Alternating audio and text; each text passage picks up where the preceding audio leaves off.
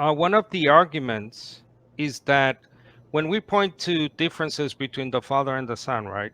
The clear difference is that one is called Father and the other is called the Son. There's a difference not only of age, there's a difference of position, of authority, and so on, especially when it comes to royalty, because the Bible is also a story very much about royalty. It's about the kingdom of God that is coming to earth. They would invariably talk about a functional subordinationism. In other words, Trinitarians believe all three persons are co equal, they're even co eternal.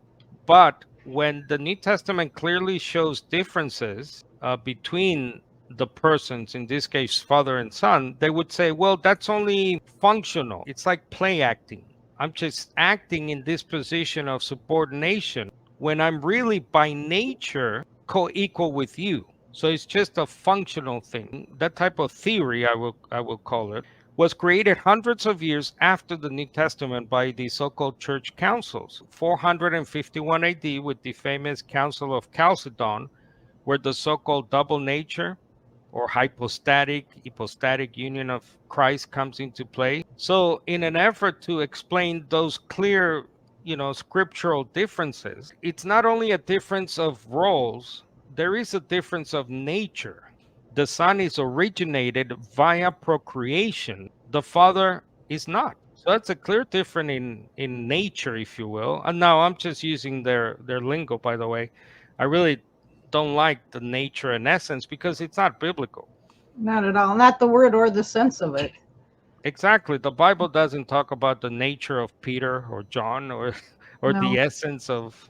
Right. So my point about that was that it's not just the difference of quote roles. My opponent in another debate described it this way. He said, well, in a school, you have a principal, a teacher, and a student. Well, they have different roles, right? But they're all human. Yes, they share the humanity, I guess. But humanity is not a person, an individual, a Mm-hmm. single self. It's a stuff. They believe in a God stuff. When they say three persons in one being or one essence, that's like a God stuff. But the Bible never refers to the one God that way.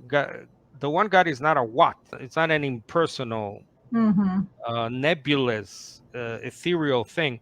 So there's a different in nature, origination via procreation, never of the Father. Jesus does not know all things. Mark 13:32. About that day or hour, no one knows, not even the angels in heaven, nor the Son. So the Son doesn't know something that the Father, only the Father, not the word only, by the way, only the Father knows. So again, this is a difference of nature, I would argue, of beings. But don't they just say that's in his human nature? That's why he could say that.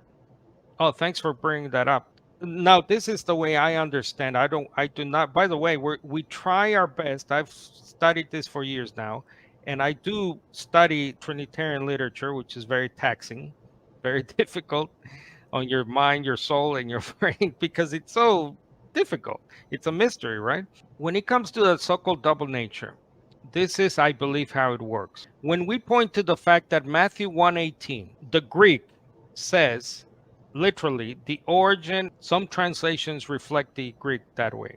The today's New International Version on I believe it's Matthew 1:18, the word Genesis is also found in Matthew 1:1. Now, you say to a Trinitarian, look, but the Son has an origin. And they say, no, as a man, as a human, right? Well, if he's God, how can God die? Oh, as a man, many Trinitarians say.